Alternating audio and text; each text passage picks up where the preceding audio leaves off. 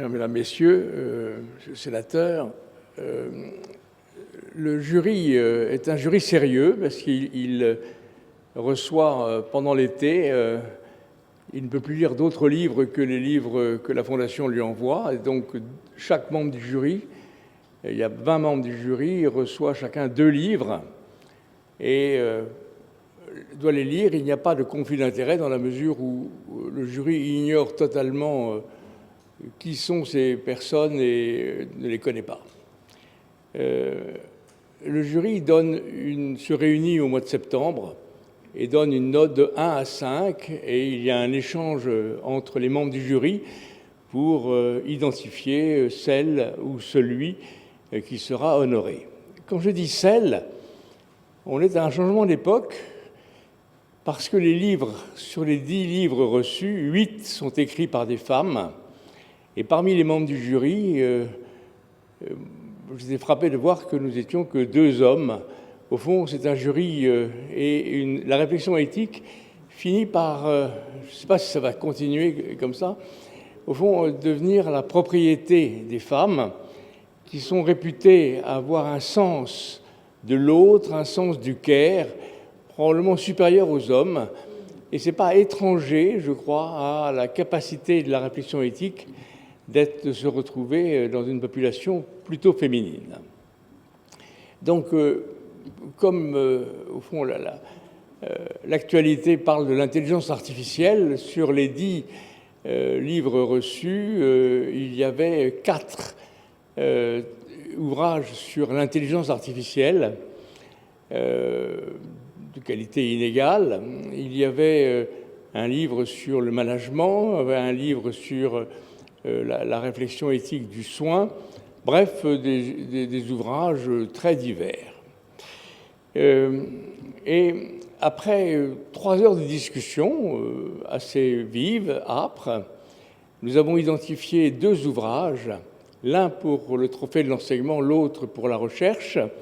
Je vais dire un petit mot d'abord pour le trophée de l'enseignement à Angélique Macquart.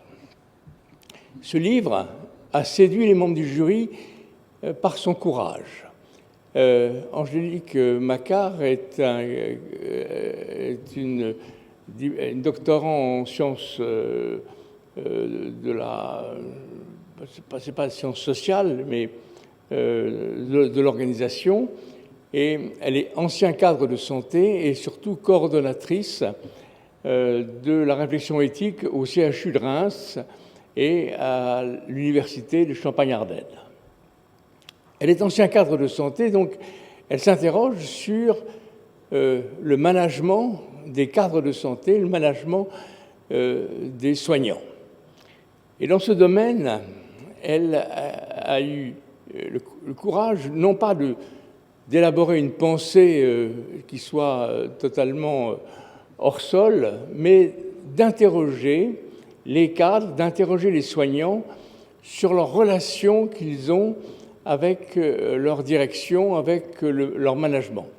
Alors le New Public Management, qui est au fond la vision contemporaine du management, a priori qui avait été plein d'enthousiasme et qui se retrouve actuellement sous le feu des critiques, dans la mesure où elle s'est rendue compte dans son ouvrage, et c'est ça qui est tout à fait passionnant, elle s'est rendue compte du désastre, de la façon dont le management se fait en ignorant la réalité concrète des soignants et des cadres, en ignorant les tensions qu'il y a entre les cadres et les soignants, et en donnant l'impression que le management va résoudre les contradictions de ce métier, alors même qu'il est au contact de l'humain le plus incarné qui soit, et que cette incarnation ne se retrouve pas dans le New Public Management. D'ailleurs, je pense que c'est un problème général, et devant Monsieur le sénateur, j'aurais tendance à dire que, au fond, notre société, qu'elle soit l'éducation, qu'elle soit la santé, elle est enfermée quelquefois dans des principes complètement loin du sol et qui finissent par construire le réel à partir de données qui soient un peu superficielles. J'en ai un exemple, moi, qui m'a beaucoup frappé, ce sont les ARS qui décident tout sur le plan de l'organisation hospitalière, alors que leur connaissance réelle du fonctionnement hospitalier leur échappe. Et donc, quand j'ai vu il y a quelques jours que les ARS allaient être chargés maintenant de s'occuper de la médecine générale, je me suis dit que les médecins allaient être de plus en plus soumis à un New Public Management qui leur est totalement étranger. Autrement dit, cet ouvrage m'a paru être un ouvrage de santé publique, non pas au sens médical du terme, mais au sens intellectuel, au sens où nous avons besoin qu'il y ait une relation d'écoute avec les personnes qui sont sur le terrain, les soignants en particulier, et que les cadres n'imaginent pas, sur le plan métaphysique, une organisation qui soit totalement détachée du réel. À partir du moment où la médecine s'occupe du vivant, s'occupe du malade qui lui-même est totalement indifférent aux principes éthiques en général, il a besoin d'être écouté. Et comme les soignants ont besoin d'être écoutés par les cadres pour pouvoir effectuer leurs tâches de la façon la plus éthique possible. Et nous allons entendre Angélique Macquart, parce que je pense qu'elle va le développer beaucoup mieux que ce que je l'ai fait, mais nous avons été frappés par, au fond, cet ouvrage, qui est un ouvrage un peu polémique et qui, à mon sens, pointe le désastre à venir de l'organisation du New Public Management. La parole.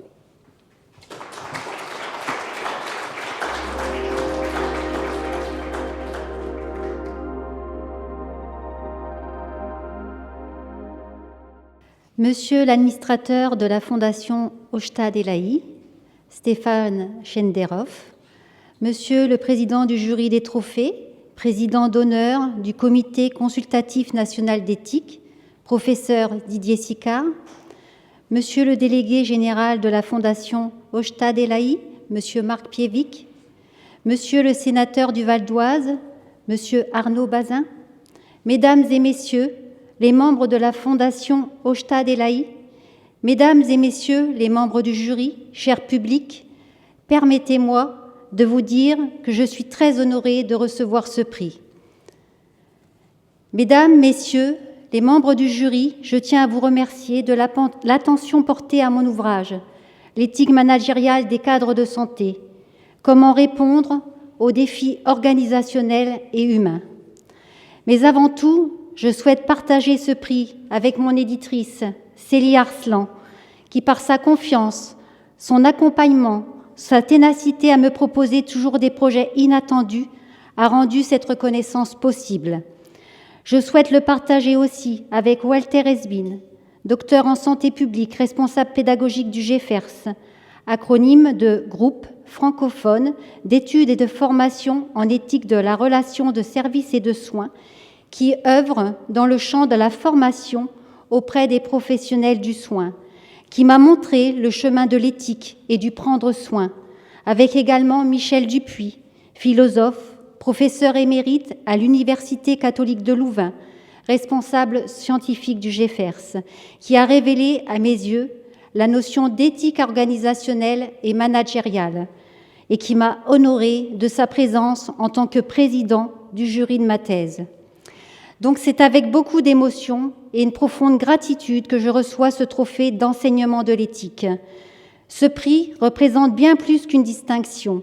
Il symbolise un parcours de vie, à la fois personnel et professionnel, jalonné de rencontres, de doutes, de recherches, de réflexions, mais aussi de convictions fortes, celles que l'éthique, loin d'être un concept abstrait, est une manière d'être et d'agir au service de l'humain.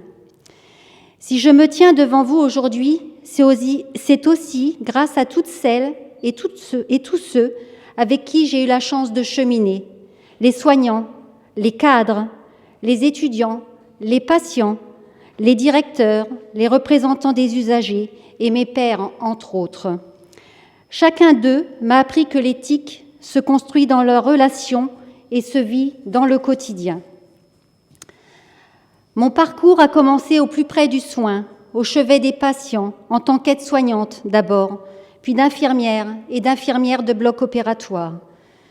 Devenue cadre de santé, j'ai découvert un nouvel univers, celui du management. Les débuts n'ont pas été simples.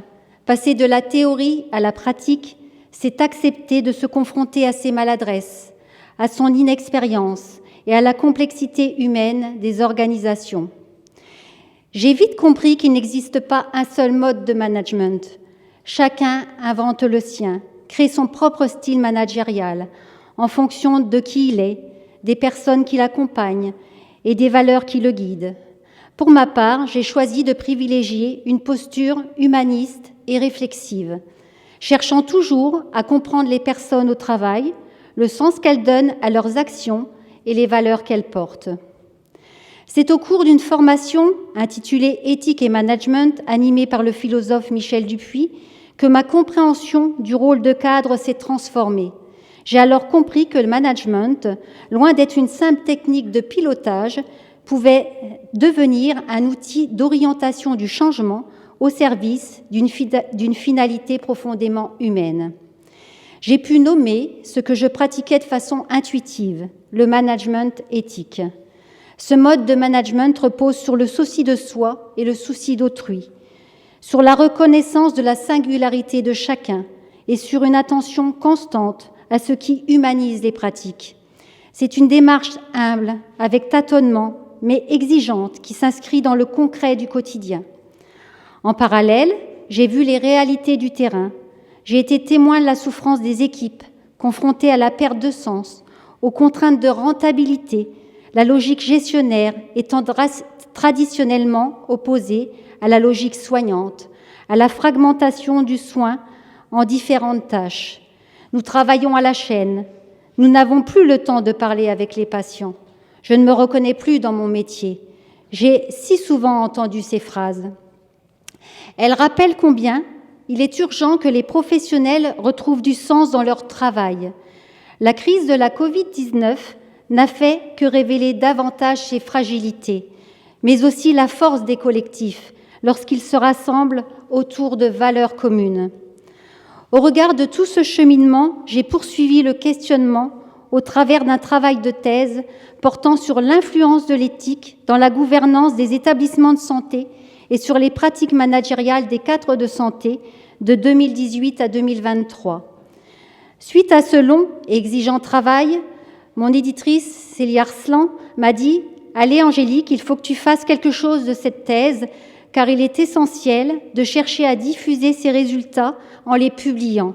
Je te propose d'écrire un ouvrage qui sera accessible à tous. » Finalement, à partir de cette recherche universitaire, rapidement transformée en publication, je reçois ce magnifique prix de l'enseignement de l'éthique pour cet ouvrage.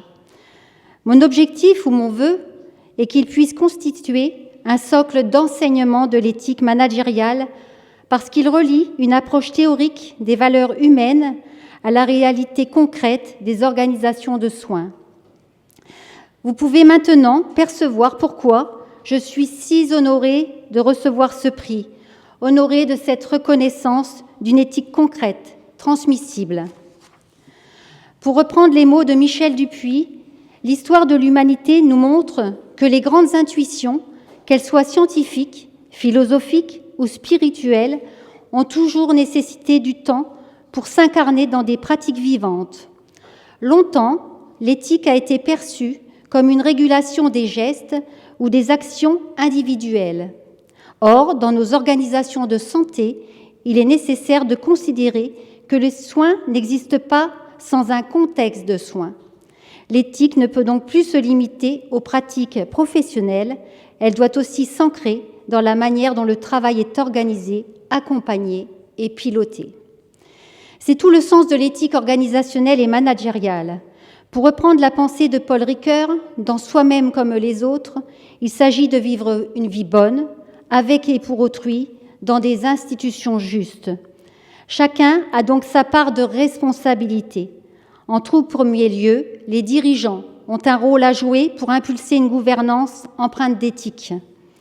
Une gouvernance éthique, c'est avant tout une gouvernance qui écoute, qui fait confiance et qui ose questionner le sens de l'action.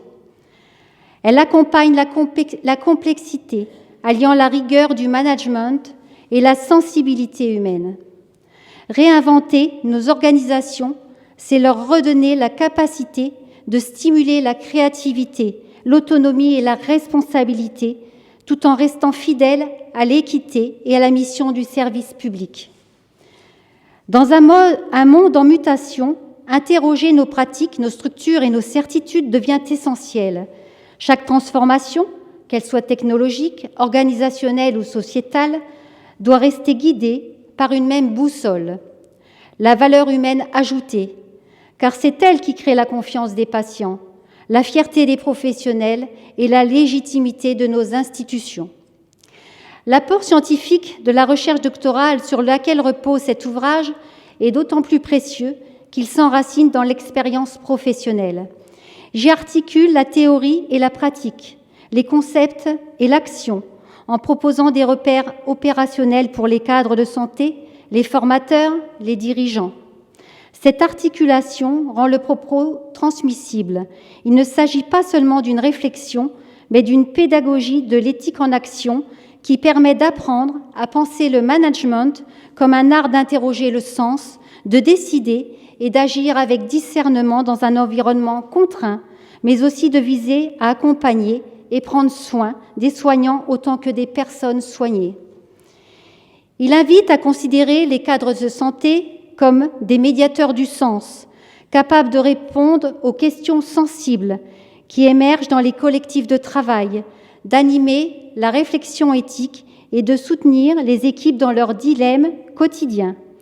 Il s'inscrit ainsi pleinement dans les travaux contemporains sur l'éthique de la responsabilité, le management humaniste et la qualité de vie au travail. En somme, cet ouvrage se veut un socle d'enseignement en ce qu'il relie la réflexion philosophique et la réalité organisationnelle, développe une méthodologie de questionnement éthique applicable aux situations concrètes, offre aux cadres et futurs cadres, formateurs, dirigeants, des outils conceptuels et pratiques pour construire un management du sens et par le sens, et propose enfin une vision de l'éthique comme chemin de transformation personnelle et collective.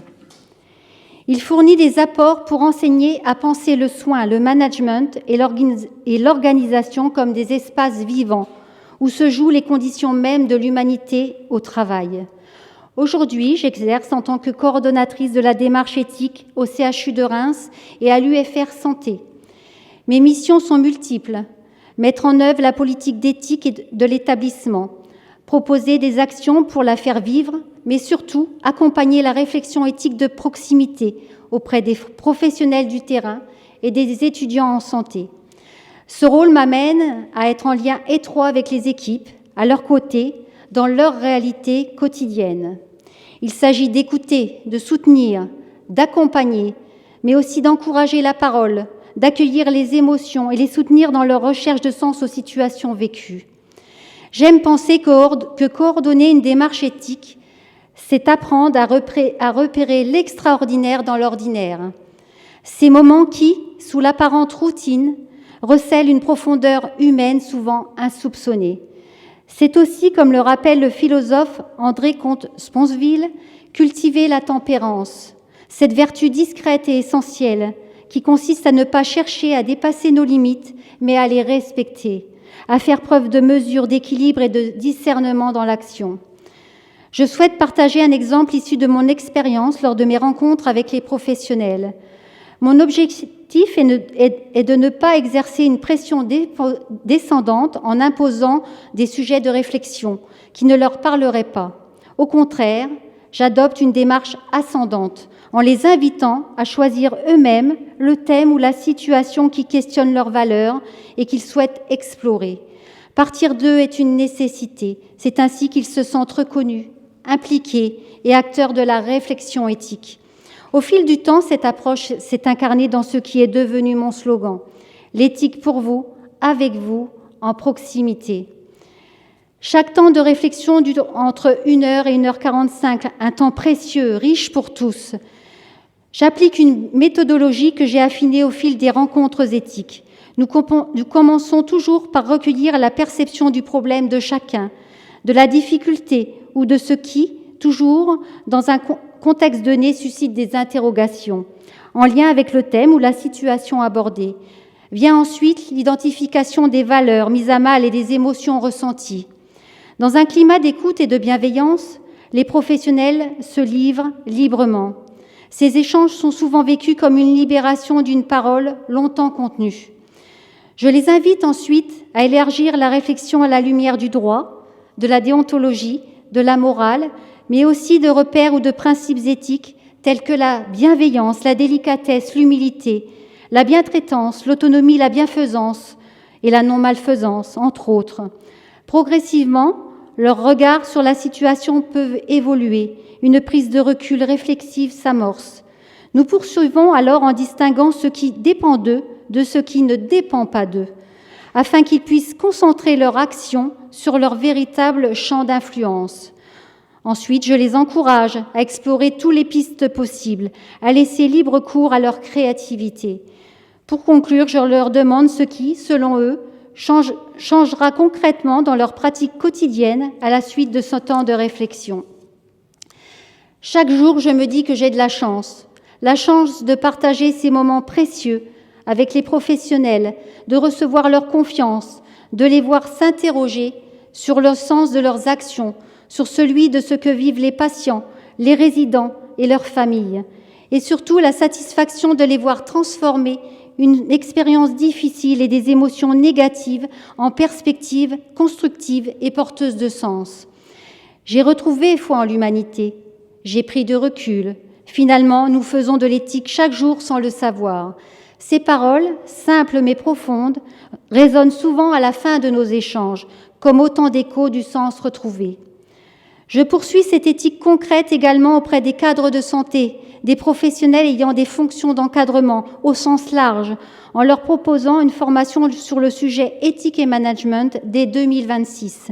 Cette formation les accompagnera dans la découverte ou l'approfondissement des différentes dimensions de l'éthique, leur intégration dans leur posture managériale et la prise de décision éclairée et respectueuse des valeurs éthiques. Ainsi, le chemin de l'éthique est pour moi un chemin de vie.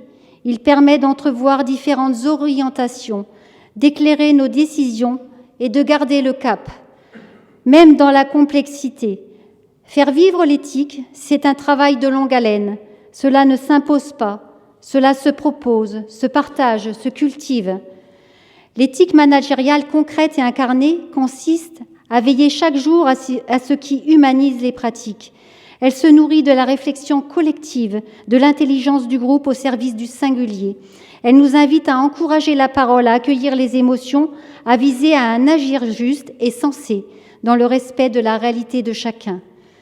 Ce trophée n'est pas une récompense individuelle, mais le reflet d'un engagement collectif, celui de toutes celles et ceux qui, chaque jour, travaillent avec rigueur dans le champ de la santé tout en gardant l'humain au cœur de leurs actions.